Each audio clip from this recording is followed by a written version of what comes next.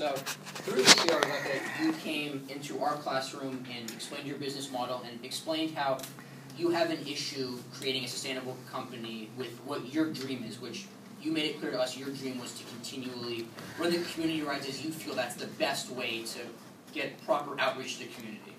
However, through our research in the last 3 weeks and writing multiple drafts of this and talking to people, we believe that that might actually not be the best way for you to currently make money. In the future, we believe with the recommendations that we will explain that you will be able to go back to the community rights. However, right now we believe that that is not the best way. So if you want to, I took the lead on the social media portion. We believe as a team that, well, first of all, start with this. We understand that you have a lack of time. Time is a big issue for you right now. You sent us your time breakdown and you say you're struggling with time. You said you were a marketing major and you believe that if given the time, you could properly market your company, you just don't have the time. So they are going to talk about the best ways to reduce time, but with the reduced time that we hope to make for you, I believe that you should create a bigger social media platform. This can involve Instagram, Twitter, Facebook, just a better way to get your brand out there for people to see it. Post a photo on Instagram, and it's not just posting it during the ride. It's on a week before a ride, you post it. You have people that you know like retweet and share. It's just the best way. And it's free. So the free platform allows you to outsource your media without getting charged back. So. And then I took the lead on the partnering with larger corporations, and we know that you currently have some sponsors like Kind and Nesquik for the current community ride. Right. But we started thinking about the companies, and I started calling a bunch. I called like 4 or 5, emailed a couple, but none of them got back to us. So we figured that with your prior contact with them, I only called past customers of yours, so we figured that you'd be able to get in contact with them. And then further than that, I started researching and found an article that describes the positives to partnering with a large corporation for both the bigger corporation and the smaller company. And they talk about how the smaller company will get access to their resources, their customer bases, and their public image. And especially with a large corporation, that's a lot of their reach because people see them as that. And then further, it's not just for the smaller companies, so they'll want to benefit or they'll want to partner with you because it helps them show that they care about social issues and that they're not just in it for the money. And finally, it helps to not slow your progress down, but work more methodically, because sometimes as a small company, you start expanding the places that you can't handle anymore, especially with the time issue.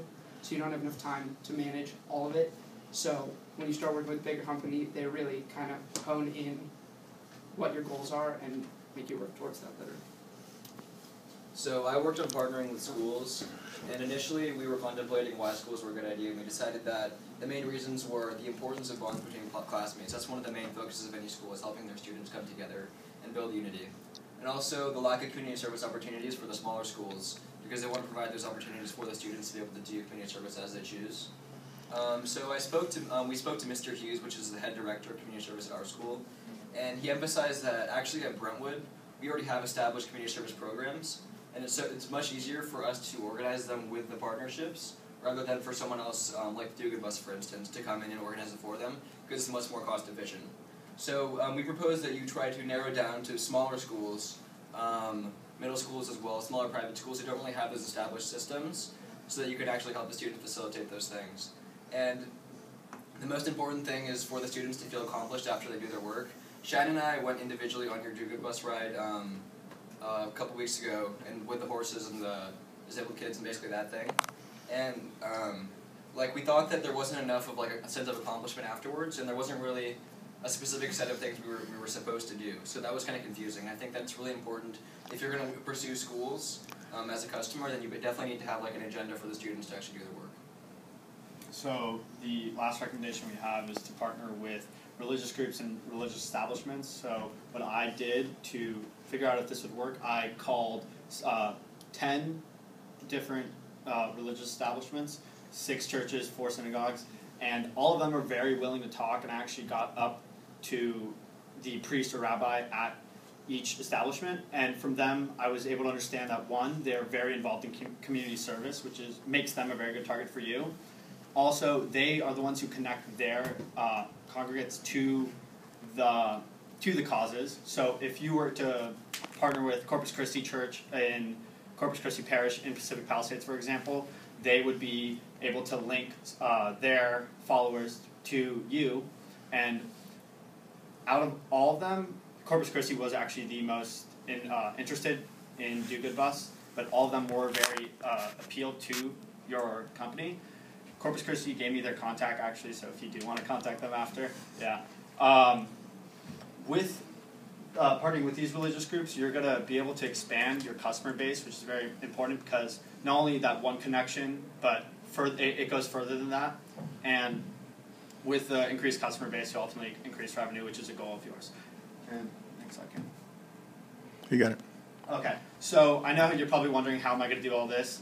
The main focus, one of them is going to be, right now at least, you're going to have to scale back on the community rides. I know it's a great cause and it links people to helping others, but right now it is 13% of your revenue. However, it's also 20% of your time commitment.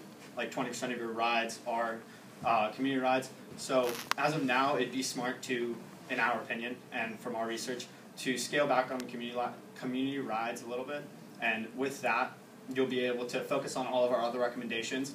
And once you are able to sustain, like financially, then you could go back and focus on community rides. And we believe if you follow our recommendations, you will increase your customer base, very important, and ultimately increasing revenue, fixing the problem you gave us. Thank you. Questions? Anybody? I have a statement. So for social media is the bane of my existence, and it's not free, really. I mean, Instagram is free and Twitter is free. Facebook, to actually have people see your post as if you are a page as opposed to a person.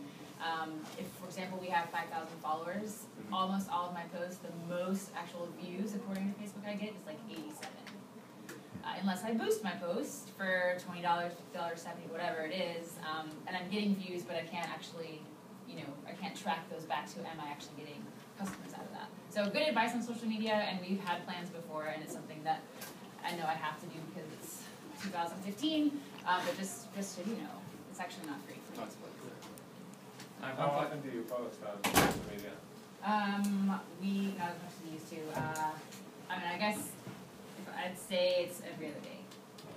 So for social causes, the more you post, the more followers you'll get for organic growth. Right. And I have a lot of friends who are in that business who have nonprofits that have hundreds of thousands of members for local causes because they continuously post. Usually you post in one picture a day from every ride you do. You should post at least one photo from each ride. Right. And the more you post, the more people will be sending to their friends. And there are all kinds of free tips online to add hashtags and other things to increase online usage that is free for nonprofits. That's one suggestion. Question for you guys. So on the business, the company partnership, you said you should partner with the companies. What exactly are you saying that she should do? She should try and sell more to the same company again, or partner to get them to donate money? What is the specific partnership with the company those companies that are existing you're suggesting? It's more of just an endorsement and kind of a utilization of their resources that they already have built, because it's going to cost them nothing realistically to let Do Good Bus access their customer base or their mailing list or whatever it is. Got it. And then if they just tack their name on it, it's an endorsement for free. And So getting into some of the resources and trying to figure out how you can leverage those. The business they are giving Do Good Bus isn't the only value they are going to Do Good Bus. Their reach for some companies, for example, Disney, is incredible. And if Do Good Bus could leverage that I believe that would actually be more helpful than Disney just signing up for another ride. Because Would you cry? Cool.